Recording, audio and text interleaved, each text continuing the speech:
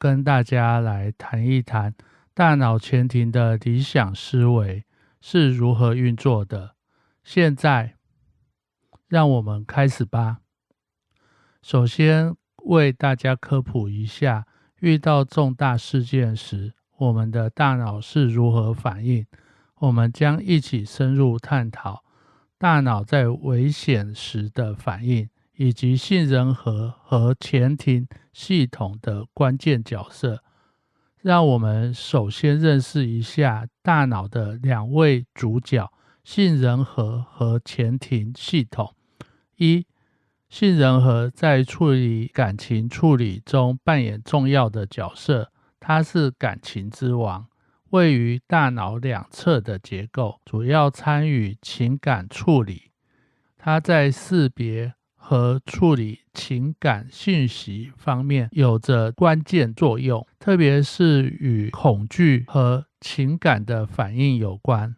在大脑感知到威胁或者是引发情感时，杏仁核可以启动身体的激进反应。前庭系统通过耳内的结构感知到头部的运动方向变化，来维持平衡。前庭主要用于平衡和协调身体运动，并帮助大脑维持平衡，保持身体的姿势，确保我们不失去平衡。这样说有一点抽象，安社工举一个例子好了。有时候你需要骂人时，骂到一半，你发现好像被骂的人已经灵魂出窍，没有任何反应，没有动静。如果你停下来问他说，我刚刚说了什么？他无法回答，脑袋一片空白。结果你刚刚花了功夫骂人都是白骂了，有没有感到很灰心？安社工跟大家说，你不能怪他，这不是他的错，因为他出现了杏仁核劫持事件。前一阵子推特有一则影片，是说母子在公园中野餐，吃到一半遇到了这一位不速之客，要吃掉你的东西怎么办？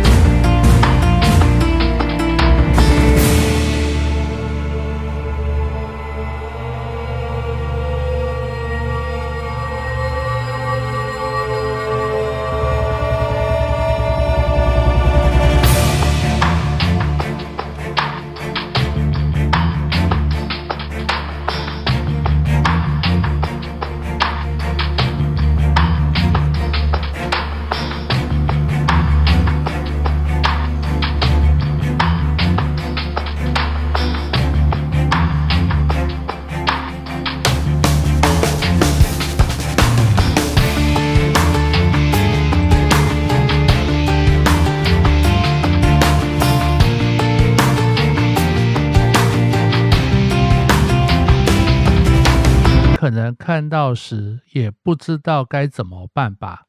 情感和生理的反应方面，对于这个状况就跟被骂的人脑袋放空是一样的道理。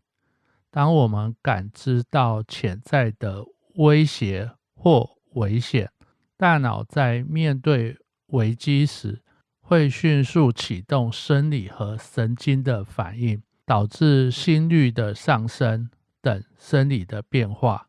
感知危险通常从感官开始，譬如说视觉跟听觉。大脑感知区域会处理这些讯息，危险的信号传到杏仁核，评估情境，并引发情感反应，比如说恐惧、焦虑、激动等。这些区域负责评估情况，并且引发情感反应。一般来说，行动的抉择是大脑前庭额叶区的工作。在前额叶能理性工作下，可以有理性的思考，做出社会常规的决定。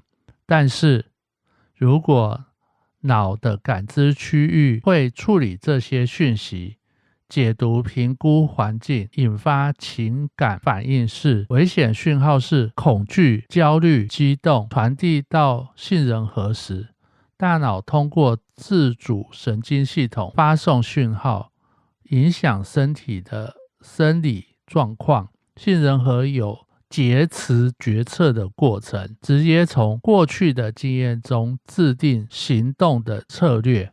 如果决定逃跑，大脑发送指令到运动皮质，这可能包括提高心率、加快呼吸、增加肌肉张力等，准备以最快速的移动方式进行逃跑，或者是战斗模式，或者是执行大脑决策，进入呆滞的模式，以备应变危机。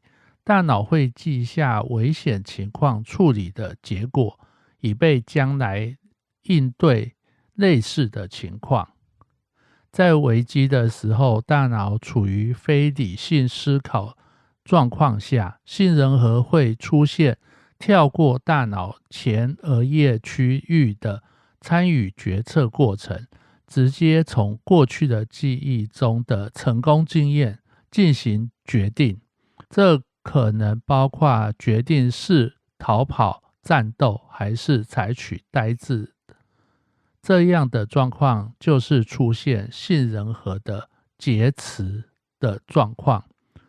如果有一天去爬山遇到黑熊，你还在想要用跑的、爬树，还是要怎样处理，还没有想到，你可能命都没了。